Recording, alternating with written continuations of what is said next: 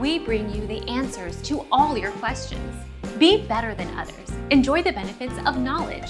Accept the answers from us. To find the proper air conditioner, determine the square footage of the room you want to cool by multiplying the room length by its width. You also need to know the air conditioner's British Thermal Unit (BTU) rating, which indicates the amount of heat it can remove from a room. Our mission is to provide accurate answers. We think without knowledge, it is impossible to live a balanced life.